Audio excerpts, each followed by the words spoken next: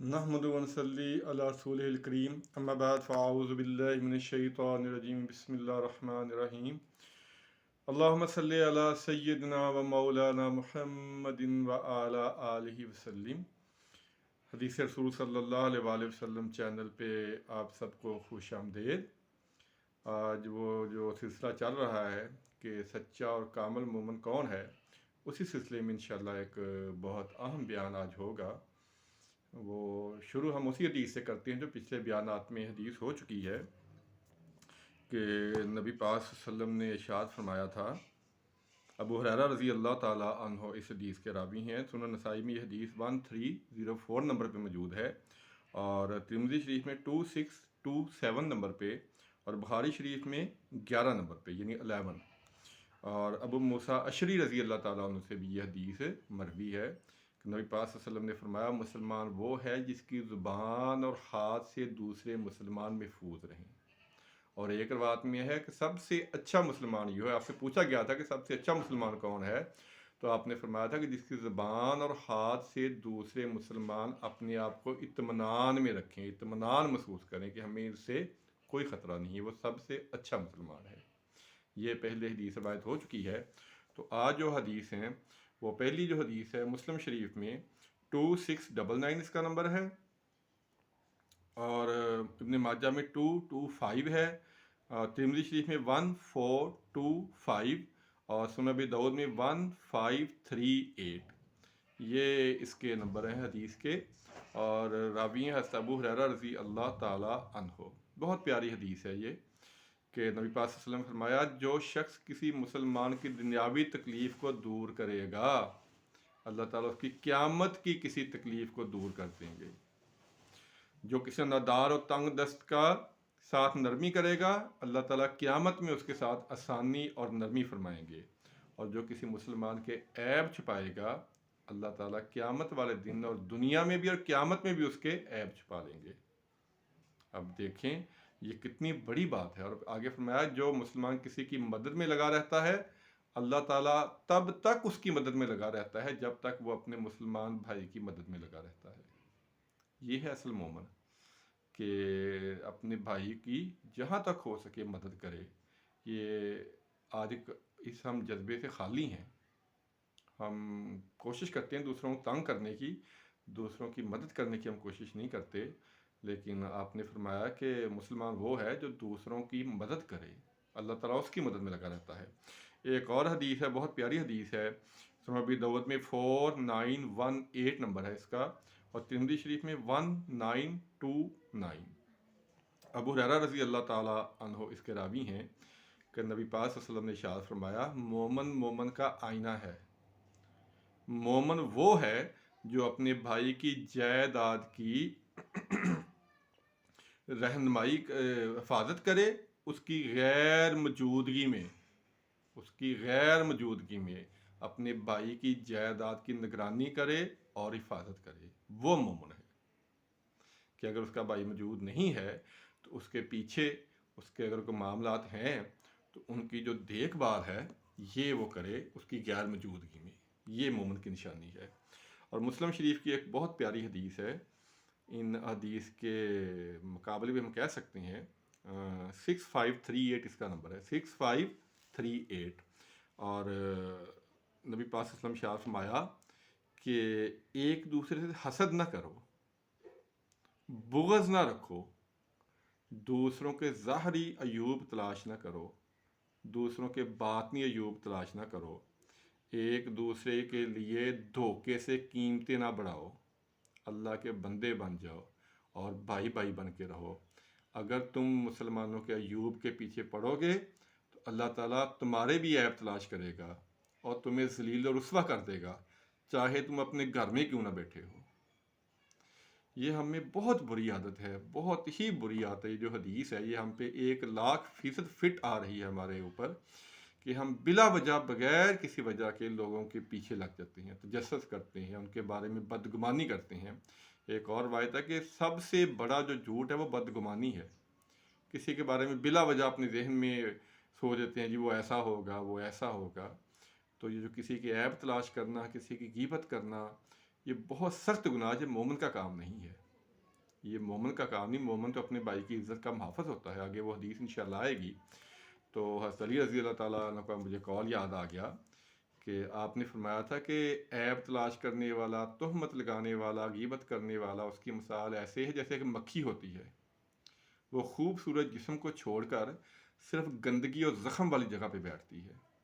یہی حال اس حاسد کا اور اس بغض رکھنے والے کا اور غیبت کرنے والے کا ہوتا ہے۔ اگر کسی آدمی میں 100 خوبیاں ہیں، اس کو وہ 100 خوبیاں نظر نہیں آتی، اگر کوئی چھوٹی سی کمی کوتاہی ہے تو یہ اس کو پکڑتا ہے، اور اس کا وبال کیا ہوگا؟ اللہ تعالیٰ معاف کرے، غیبت کے بارے میں بڑے بیانات ہو چکے ہیں، آپ نے اس کو بھائی کا مردہ گوشت کھانے کے بارے میں کہا ہے، اور ایک روایت ہے کہ معراج کی رات میں نے دیکھا کہ ایک قوم ہے، وہ اس کے ناخن تانبے کے ہیں، اپنے سینے اور چہرے کے گوشت کو نوچ رہی ہے۔ میں نے جبریل علیہ السلام سے پوچھا تو مجھے بتایا گیا یہ آپ کی امت کے وہ لوگ ہیں جو لوگوں کی غیبتیں کرتے تھے، عیب تلاش کرتے تھے، ان کو ذہنی، فزیکلی اور مینٹلی ان کو ٹارچر کرتے تھے، ان کو پریشان کرتے تھے۔ یہ وہ لوگ ہیں، اور بدقسمتی سے ہم میں سے اکثریت جو ہے وہ اس گناہ میں مبتلا ہو چکی ہے، بلا وجہ، بغیر کسی وجہ کے ہم لوگوں کو ذلیل کرتے ہیں، ان کی بےعزتی کرتے ہیں، ان کے عیوب تلاش کرتے ہیں۔ تو یہ ایک مومن کی نشانی نہیں ہے۔ آگے ایک حدیث ہے بخاری شریف میں 4893 بہت پیاری حدیث ہے۔ حضرت سالم وہ روایت کرتے ہیں اپنے والد محترم عبداللہ بن عمر رضی اللہ تعالیٰ عنہ سے کہ نبی پاک صلی اللہ علیہ وسلم نے فرمایا مسلمان مسلمان کا بھائی ہے، نہ اس پر ظلم کرتا ہے، نہ زیادتی کرتا ہے، اور نہ اس کے حال پر چھوڑتا ہے۔ یعنی اس پہ ظلم اور زیادتی نہیں کرتا، یہ بھی نہیں ہوتا کہ اس کا حال چال ہی نہ پوچھے، اس کی خیریت پوچھتا ہے۔ یہ ہے مسلمان۔ تو ہم ذرا اپنے گریبان میں جھانک کے دیکھیں کہ ہم بھی کسی کی تنگ تو نہیں کسی کو کر رہے، کسی کی عیب جوئی تو نہیں کرتے، ہم کسی کی غیبت تو نہیں کرتے، یا کسی پہ اگر اللہ نے ہمیں کوئی عہدہ دے دیا ہے یا کوئی طاقت دے دی ہے یا کسی مقام پہ پہنچا دیا تو ہم کسی کو بے عزت تو نہیں کرتے، کسی کی ناحق جائیداد پہ قبضہ تو نہیں کرتے، ہم کسی ایسے ظلم میں تو مبتلا نہیں ہیں کہ جس کا جو وبال ہے وہ بہت زیادہ ہے۔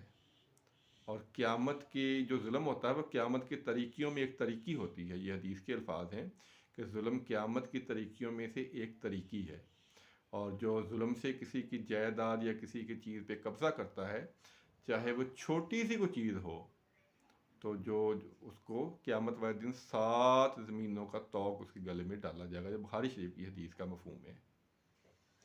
تو مومن جو ہوتا ہے اس کی زبان سے، اس کے ہاتھ سے سب مسلمان محفوظ رہتے ہیں، وہ اپنے مسلمان بھائی کی خیر خواہی کرتا ہے، اس کی مدد کرتا ہے، اگر ہو سکے تو اس کی غیر موجودگی میں بھی اس کی عزت کی، اس کی عظمت کی، اس کی جائیداد کی حفاظت کرتا ہے، کسی کو دکھ اور تکلیف نہیں دیتا۔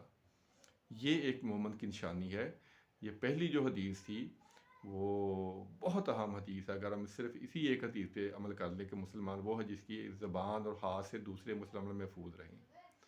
ہماری زبان سے تو اللہ معاف کرے کہ ہم کسی کو بھی معاف نہیں کرتے، خاص طور پہ مذہبی معاملات میں تو ہم دوسروں مسلک پہ یا کسی شخصیت پہ کیچڑ اچھالنا اور ان کو ذلیل کرنا ہم اپنا حق سمجھتے ہیں، اور اس میں بہت بڑی غلطی ان لوگوں کی بھی ہے جو ممبر پہ بیٹھتے ہیں اور ممبر پہ بیٹھ کے، اللہ تعالیٰ معاف کرے، میں نے خود سنا ہے کہ ممبر پہ بیٹھ کے ایک دوسروں کو گالیاں نکالتے ہیں، چھوٹے چھوٹے اختلافات کی وجہ سے، کوئی بڑے اختلافات بھی نہیں ہے ہمارا۔ میں پہلے اس پہ بڑی گفتگو ہو چکی ہے کہ مذہب میں اختلاف تو ہے کوئی نہیں ہے، ہمارا اللہ تعالیٰ ایک ہے، ہمارا نبی صلی اللہ علیہ وسلم آخری نبی، اس میں کسی مسئلے کا کوئی اختلاف نہیں ہے، قرآنی کتابوں میں کسی مسئلے کا کوئی اختلاف نہیں ہے، فرشتوں میں کسی کا کوئی اختلاف نہیں ہے، موت کے بعد زندگی میں کسی مسئلے کا کوئی اختلاف نہیں ہے، نماز کے جو فرائض ہیں اور شرطیں ہیں ان میں کسی مسئلے کا کوئی اختلاف نہیں ہے۔